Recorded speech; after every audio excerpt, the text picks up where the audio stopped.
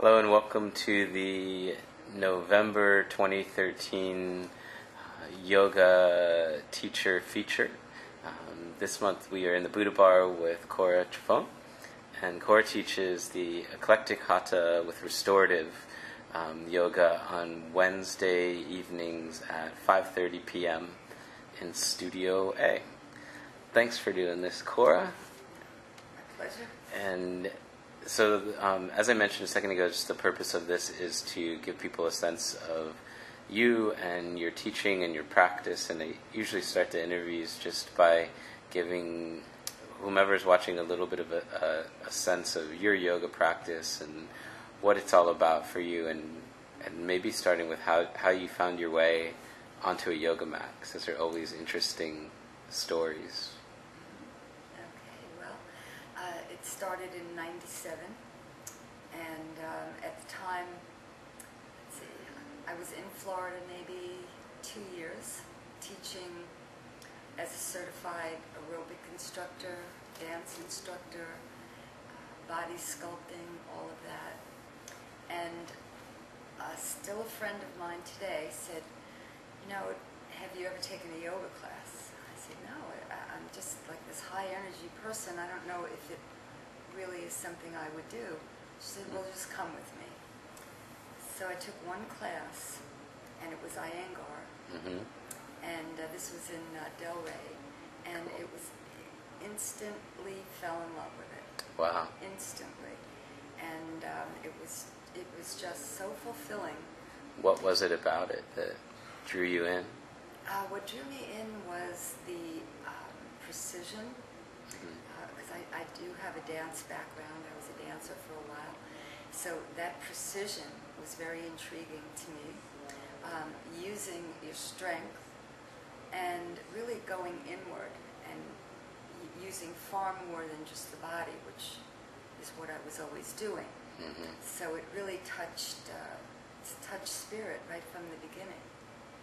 And literally, I was with her about 4 months, going at least twice a week, and she started a little teacher training, and I started teaching, like at my 6th month. So I just fell in love with it. Of course, I was writing everything down and giving everything I could and glancing at my notes. But it was the beginning of a real love affair with yoga. That's amazing. And then your practice, did you stay in, over the years in the alignment based practices in the Iyengar, and did it evolve into different streams along the way and include other paths, or have you stayed kind of in that lane, so to speak? Well, I went from, I'm trying, I think I took an Anusara class, and I fell in love with that because it was, it's also at the time, John was based in Iyengar, and he was just branching out. So I took Anusara, but it was more power work. It was vinyasa, which Iyengar really wasn't at that time, in '97. And I just loved it. So I started driving to Sarasota and studying with Betsy Downing. Awesome, I love her. She's awesome. And then I was confused because I thought I was going to get maybe certified in Iyengar. And then here I am going in the direction of Anusara, which was really special. I loved it very much. And then midstream, I took a class with Duncan Wong. That threw you for another U-turn. And he was just a whole other aspect of practice, which I also enjoyed. So now I started saying, well, I'm just going to keep going, and I'll get inspired as far as certification. I just want to know as much as I can. And so you've been teaching then for a while now, like upward around 15 years or so. And how long has it been in this area the whole time too? Well, at the time I was living in Boca and then Delray. So I was teaching I was a water fitness teacher also, so I would go into the country clubs and I started teaching yoga in water as an adjunct to just water fitness, like aerobics in the water, and always took about 10 or 15 minutes at the end to give them yoga and balance in the water and breath work.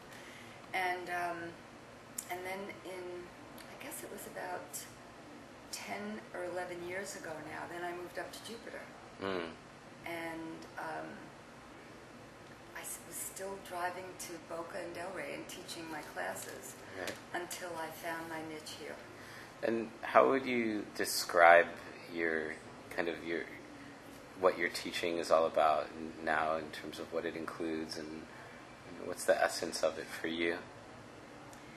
Well, I think the essence, I think I've honed my style down for what feels right and comfortable for the way I teach, would be to absolutely look at meditation as the beginning, because after life is very busy for everyone, and I feel that it's very important to use pranayama and meditation techniques to begin our practice. I find that it focuses me as well as the students, and then very gradually to open up their places that close down during the course of the day with gentle stretches, and then I try to take them by surprise. And just don't give it away. Okay. And give them lots of options, but lead them into a stronger practice if they choose. Everyone's body is different. Every day is different. And I find over the course of time, with all the different ways of teaching that I've learned, that you really need to teach a lot of options. Basic level 1, level 2 in every class. And then taking it down again. It's almost like a symphony. Yeah. You know, and then just taking them down again. And I love teaching restorative. I think people enjoy, I know I enjoy, that deep relaxation. So healing, yeah, that just encompasses all of everything that you described over the years of your evolution of practicing and teaching into a 90-minute or 75-minute yoga practice. Like, it has alignment, it has power, it has insight, breath work, meditation. So it's pretty interesting that you could condense 15 years into 75 minutes each week. It's very cool. It is. It's a little challenging. However, I really feel strongly that those are the components that they'll walk away with, feeling, touching spirit, being rejuvenated, and finding a greater level of their own practice.